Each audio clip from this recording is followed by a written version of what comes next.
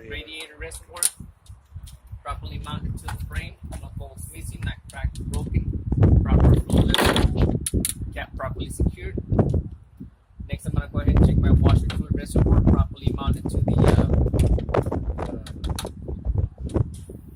firewall, no bolts missing, proper fluid level, not cracked or broken, cap properly secured, no signs of any leaks. Next, I'm going to go ahead and check my air lines in general, make sure they're all in good conditions, not cracked, broken, no signs of any leaks. Air valve also in good conditions, properly mounted to the firewall, no signs of any leaks. From there, I'm going to go ahead and jump to my steering column, not cracked or broken, no signs of any illegal welds. I got to check it doesn't have no more than 2 inches or 2 degrees of free plate. Knuckles in good conditions, no bolts missing, not cracked or broken. And from there, I'm going to go ahead and check my air brake compressor, properly mounted to the engine. Lines running in and out of it, no signs of any leaks. This one is gear driven. This is my gearbox right in front of it, not cracked, bent, or broken, properly mounted to the engine. No signs of any leaks. Next, I got my power steering pump in good conditions, properly mounted to the gearbox. No signs of any leaks in good conditions. From there, I'm going to check my dipstick. The way I check that is I pull it out. By cleaning straight back in, pull it out. It needs to be above the refill line. If I need oil, I'll put it into the oil receiver, and we got to make sure the oil receiver is properly secured at all times. From then, I want to jump to check my power steering reservoir, not cracked, broken, proper fluid level, cap properly secured, properly mounted to the bracket, and the bracket properly mounted to the frame. Now that I mentioned my frame, it's also in good conditions, not cracked, broken, free from any illegal welds. Power steering gearbox properly mounted to the frame, no bolts missing, not cracked, broken, no signs of any leaks. Our hose is running in and out of it, also in good conditions, free from any leaks. Pitman arm properly mounted to the power steering gearbox, no bolts missing, not cracked or broken. Followed by the casting nut and cotter pin in place. Drag link in good conditions, not cracked, bent, broken, free from any illegal welds.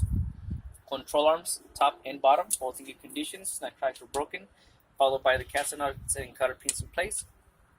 Tie rod in good conditions, not cracked, bent, or broken, no illegal welds, in good conditions.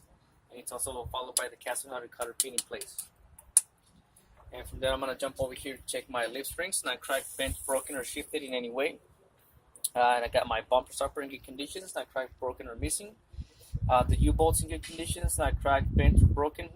They're properly secured to the front axle, no bolts missing.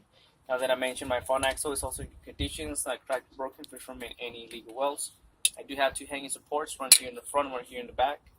They are both properly mounted to the frame, no bolts missing, and not cracked and or broken. Next I have my oil pan, properly mounted to the engine, no bolts missing, not cracked or broken, free from any leaks. Hydraulic shock absorber in good conditions, properly mounted to the frame, no bolts missing, free from any leaks. And then from there, I'm going to check my air line in good conditions, not cracked, broken, no signs of any leaks. Followed by the air brake chamber. This front air brake chamber does not have any spring brakes, so that's why it's fairly smaller than the rear ones. No signs of any leaks, cracked, or broken. And next, I'm going to go ahead and check over here my slack adjuster. Slack adjuster itself is in good conditions, not cracked, broken, no bolts missing. And I'm going to check my push rods. There's one here, one here. Both of my push rods in good conditions, not cracked or broken, no pins missing.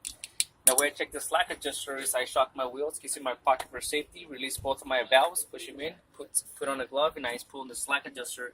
If it has more than 1 inch of free plate, it needs to be adjusted or replaced by a professional. Next, I'm going to check the inside of my tire with my brake drums. Brake drums in good conditions, not cracked or broken, free from any oils, and it should not be no less than 1/2 material. Brake linings in good conditions, not cracked or broken, free from any oils, as that will create a fire or brake failure. And they should be no less than 1/4 material. If they ask you guys be more specific, the brake drum is known as a rotor. Brake linings are known as brake shoes or brake pads. And then I'm going to jump over here and check my tire. I'll be checking the back, top, and the front. These are 432 inches of thread. Recaps are not allowed on the front steering axles, only virgin radials. There's no uneven wear on top of my tire. Next, I'll be checking the back and the front of my walls, make sure there's no bumps, cuts, or abrasions on them. And now I'll be checking that the tires properly seated to the rim, front and back. Make sure there's no gap in between. If there's a gap in between, it means it needs air, like this one does already. It's a little bit of air. It needs about a good 60 pounds. It's a lot. Next time I'll be checking my rim, front and back. There's no dents, cracks, or any illegal welds, as that will put my truck out of service immediately. Jump into my padlock, let's make sure they're all accounted for, not cracked, broken, or missing. If they show rust or shiny thread around it, it's an indication that it needs to be re-tightened or replaced by a professional. Axle hub seal, no bolts missing, no signs of any leaks, proper oil level. Air valve, the way I'll check the air valves, it's gonna make sure it's in good conditions, not cracked, broken, or missing, free from any leaks. The way I'll check it is with the gauge. Tire pressure needs to be no less than 80 psi, no more than 100 psi. They ask you to be more specific, or you guys want to throw it out there. Less than 80 psi, so there's no internal damage. More than 100 psi can be a blowout. People say, nah, no se revienta. These things, when they're super heavy loaded and it's more than 100 psi, agarra cualquier piedrita que agarre picuda, boom, blowout. The last thing I'm gonna check over here is all my wires in general. Make sure they're all in good conditions. Make sure they're not frayed or spliced in any way. What is spliced? Jale chicano, cuando ya le arrancaste, si le pegaste, si le pusiste tape, you cannot have any splices or frayed cuando ya están tostados. And the last thing I'm gonna check here is my splash guard. Make sure it's in good conditions, not cracked, broken, properly mounted to the frame. If they ask you to be more specific, the splash guard is here in case y'all run over into the big puddle of water. The water doesn't splash into my engine and create any damage, such as the electrical wires and so on. And that's where it ends here. Listo.